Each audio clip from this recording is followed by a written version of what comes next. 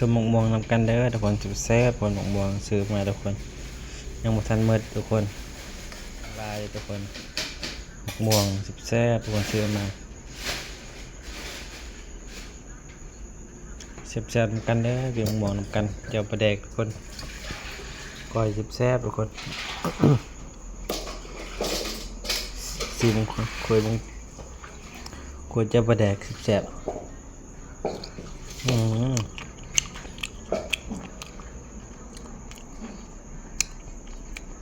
สุ่มทุกคนแซ่บ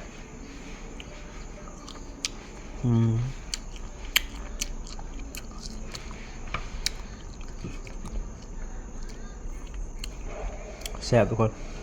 ชมตอนแรกทุกคนแซ่บๆเหมือนกันแซ่บได้เจ้าปลาแดกทุกคนเจ้าปลาหลาใส่ข้าวคั่วหอมๆทุกคนแซ่บๆเหมือนกันเลย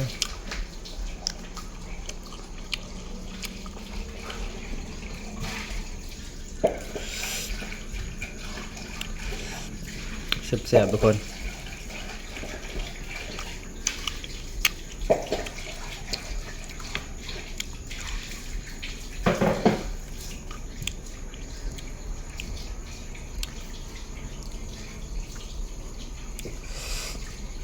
ชมนำกันทุกคนคุยคำใหญ่ทุกคนแซ่บทุกคนแซ่บๆนำกันครับ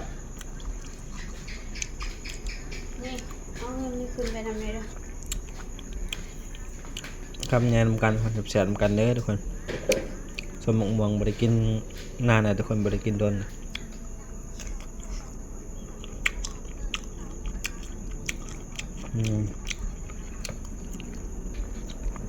แซ่บทุกคน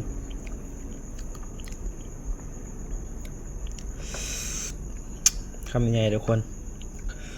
โอ้ยแซ่บๆหอมๆแซ่บหลายทุกคน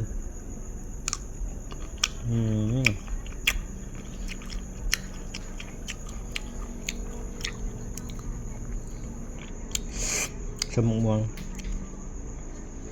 เค็ดแคลทุกคนทันเมิดม่วงกันทุกคนม่วงแซ่บ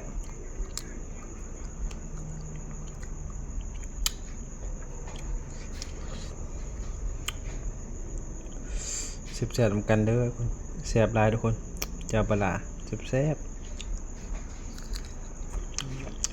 เลยก็ขวาแซ่บ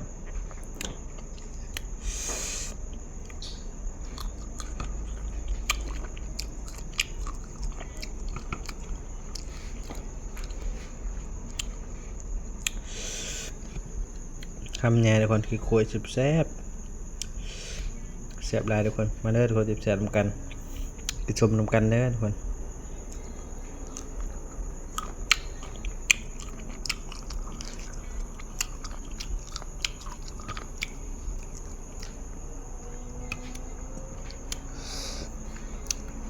แซ่บทุกคนม่วงนั่งคอยแจวแซ่บทุกคนแซ่บนำกันเด้อทุกคนชมนำกันตอนเย็นก่อนแซ่บ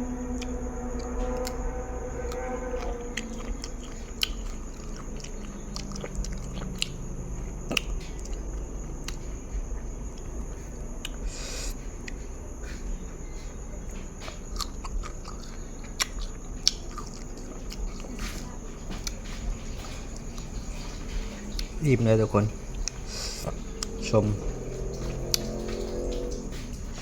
อยากชมแต่นานเลยทุกคนอยากกินชมเลยแซ่บๆกันเด้อทุกคนถ่ายคลิป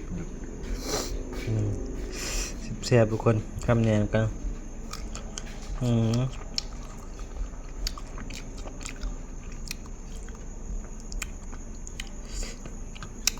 แซ่บๆนัวๆทุกคนแจ่วนัวๆ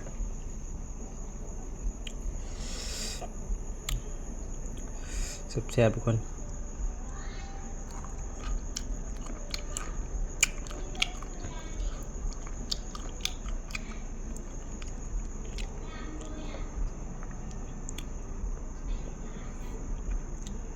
แซ่บๆทุกคนคำแนะนำกันเด้อสมมงบวงรสแซ่บแซ่บหลายทุกคนมาเด้อทุกคนแซ่บๆนำกัน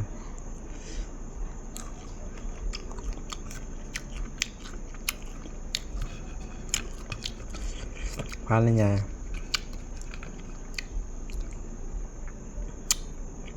แซ่บทุกคนคุยคำใหญ่ทุกคนทุกคนจิบแซ่บหลายทุกคนม่วงสดๆจิบแซ่บ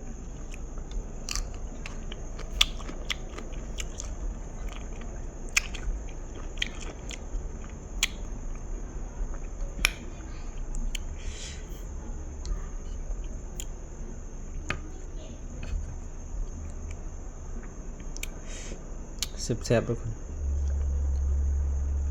คุยคำใหญ่นำกันเด้อทุกคนแซ่บๆทุกคน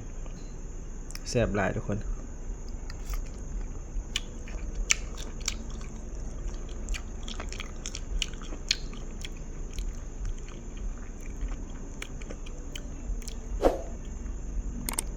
กดตัวลาไปก่อนนะเจอกันคลิปหน้าทุกคนกลับสบายดีสวัสดีทุกคนบ๊ายบาย